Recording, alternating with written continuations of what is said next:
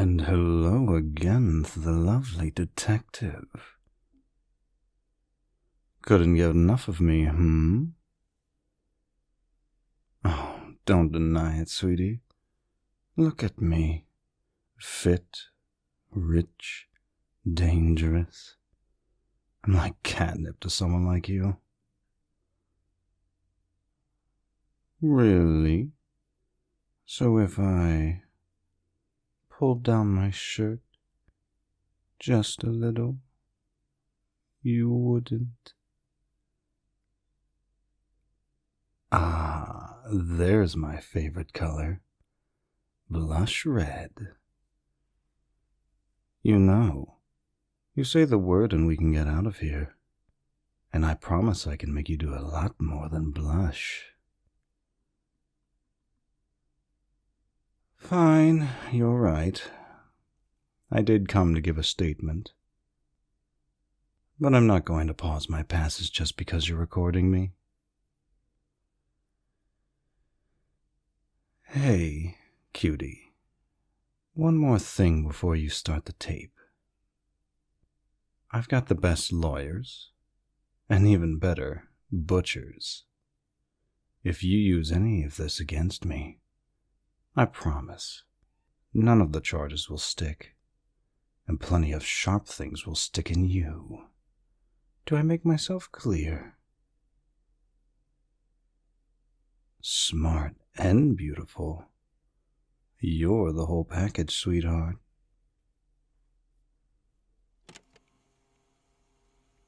All right, is this thing on? Right. I am Xavier, or X for short. I run a group of organized corporations that have been alleged to be a criminal ring. Some people have affectionately labeled me as a mob boss. My company does work across the east side of the river. My main rival, Yuri, operates in the west. Now, for our company's sake, we've agreed to stay in our own camps. We keep to our side of the river, and they keep to theirs. One of my closest friends was strolling home one day, and they stumbled upon a crime in progress. They understood that they'd witnessed a drug deal, and I recognized the dealer. A kid that works for Yuri. Now, this kid is barely 18, so my friend didn't want to ruin his life by turning him in. So he did the smart thing and came to me. You know, detective, you could come to me anytime. Right, strictly professional. My buddy comes to me and tells me what he saw. I've got a couple of contacts with private investigators, so I ring one of them up to dig up some dirt. Figure out who sold this kid any sort of weight. Why I know a private investigator is irrelevant, detective, and I don't have to answer that question. I'm not under arrest. I'm simply giving a tip to my local police station. As I was saying, I send the investigator to look into it. He finds the kid got the weight from Yuri. Turns out, in addition to the completely legal business we both compete in, Yuri has been running a side hustle. He's been sending runners to deliver a new cocaine mix to my side of the river. Supposedly, it's some really good stuff. Yuri contracted some MIT chick. She's got a master's in chemistry and a couple of minors in biology. She's cracked some formula that's twice as addictive with nasty withdrawal symptoms.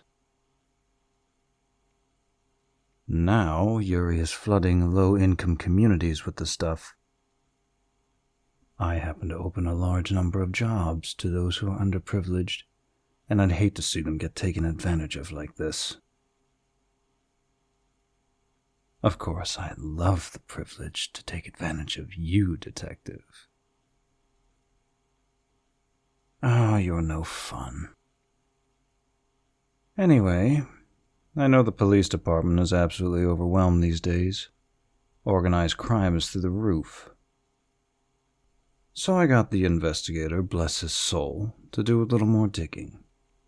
Turns out Yuri is sending out a shipment of around 1,000 kilos of the stuff soon.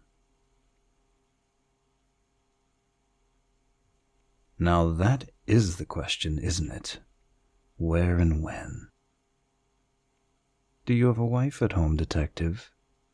A husband, maybe? Oh, I think it's very relevant. I'm about to give you the tip that'll stop thousands of dollars of illegal drug trade, and you're throwing a fit because I'm asking if you're taken. It's immature and unprofessional. I ought to have your badge, officer. Glad you see it my way. Now, are you or are you not on the menu? Single? Not by choice, I imagine. I bet you had a smoking little side piece once, didn't you?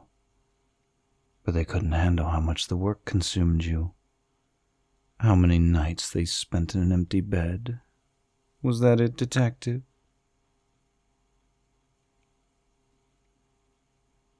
You know, I wouldn't mind someone who works long hours. Someone who doesn't come home every night. We just have to do something special when they were around. Make the time count, you know. Yes, when and where? Well, let's think. Tell me, detective, are you free Friday nights? Why, 'cause I want to ask you out, of course. I'm thinking somewhere candlelit. Full moon, cheesy bread. You're not allergic to shellfish, are you? Wow, you're a clever one. Yes, I was thinking of the bistro down by the docks. But I must insist that we go on a full moon.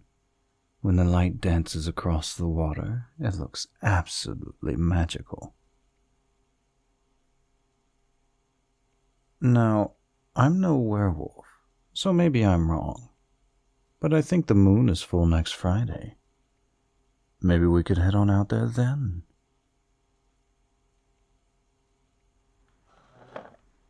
Detective, don't leave just yet. You're missing something. Well, I can't tell you, silly. Clearly you aren't interested in our date, so I'll have to withhold the last bit of my info. At least until we order some crab puffs. So, how about I pick you up on Friday at about 9-ish? You can even bring your friends.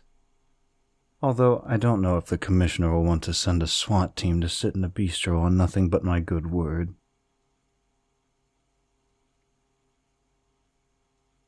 So it's decided then. 9 o'clock on Friday. I'll be outside your dingy little apartment in something expensive. Probably red, too. I'm sure it will stand out amongst the slum cars. I expect you to be dressed to the nines. Alone. And ready for action. Sound good to you?